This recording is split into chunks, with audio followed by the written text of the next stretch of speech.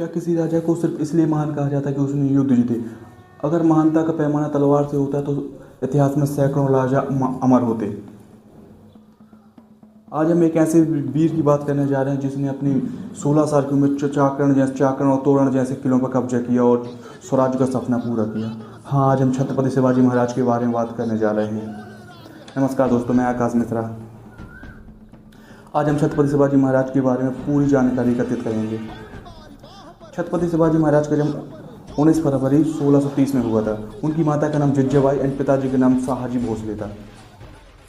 वो कहते हैं ना, जिसे विरासत में जागीर मिलती है वो आलसी हो जाता है, लेकिन छत्रपति शिवाजी महाराज के साथ ऐसा कुछ भी नहीं था। छत्रपति शिवाजी महाराज ने बचपन से ही संघर्ष किया।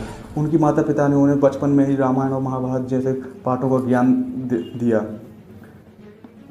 तथा और छत्रपति शिवाजी महाराज का सपना था कि अपने खुद का स्वराज बनाना। छत्रपति शिवाजी महाराज ने मात्र 16 साल की उम्र में चाकरण और तोरण जैसे किलों पर कब्जा किया और स्वराज की नींव रखी। छत्रपति शिवाजी महाराज ने एक महान कारनामा कर दिखाया। उन्होंने अपने शासन में जमींदारी और जागीरदारी प्रथा को बंद किया और सैनिकों को नगद पैसे देना चालू किया। यही छत्रपति शिवाजी महाराज की निशानी थी कि वो सिपाहियों और सैनिकों के मन में और दिलों पर राज करते थे। छत्रपति शिवाजी महाराज ने किसानों और मजदूरों को अपने सिपाही बनाया था।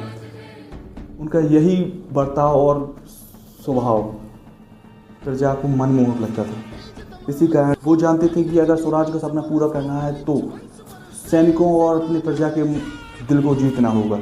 इसीलिए उन्हें अपने सिपाही के रूप में मजदूरों और किसानों को रखा। क्या आप जानते हैं अफजल खान क्या था? अफजल खान वह तूफान था जो छत्रपति शिवाजी महाराज के शासनकाल में एक विशालकाय भय लेकर आया था। उसने सेना को मारा, काटा, मंदिरों को तोड़े। यह देखकर छत्रपति शिवाजी महाराज का खून खोल गया और वो आपा खो गए। वह यह सब देखकर आपा खो गए। शिवाजी महाराज ने रायगढ़ के तलहटी किले में अफजल खान को मिलने बुलाया और असली गेम यही चालू हुआ। खान की सेना रायगढ़ के जंगलों में अंधी बहरी हो गई थी। खान जैसे ही महाराज के गले लगा, महाराज छत्रपति शिवाजी महाराज समझ गए कि खान की हड्डियों की ताकत और उसके उस्त्रे की तेज धार। वहीं पर छत्रपति शिवाजी महाराज ने अपना बाग नक्श निकाला और अफजल खान का पेट चीर दिया और अफजल खान को मार दिया। क्या आप जानते हैं छत्रपति शिवाजी महाराज आगरा से कैसे बचे? छत्रपति शिवाजी महाराज को औरंगजेब ने आगरा मिलने बुलाया।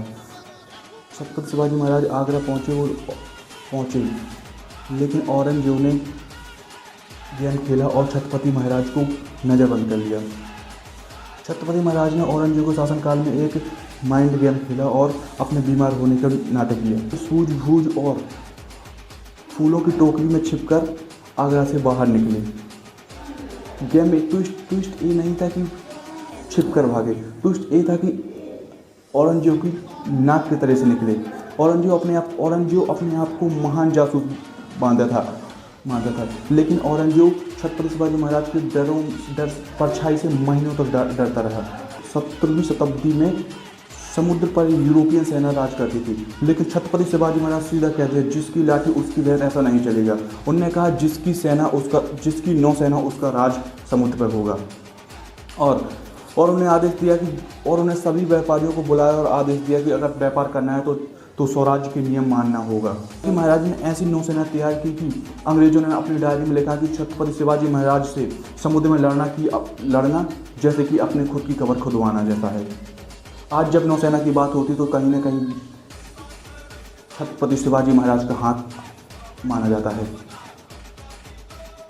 उनने सालों साल पहले भाप लिया था कि आने वाले समय में भारत की सुरक्षा समुद्री लहरों के नीचे दबी हुई है।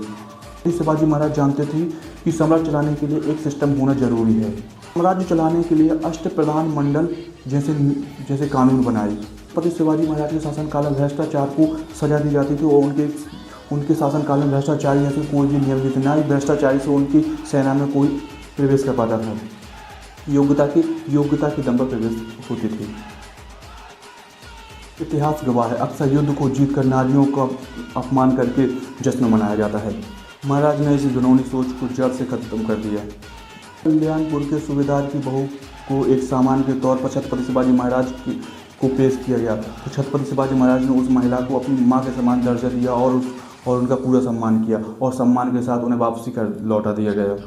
नीति दिखावा नहीं बल्कि छत्रपति शिवाजी महाराज के संस्कार थे, स्वराजिक संस्कार थे।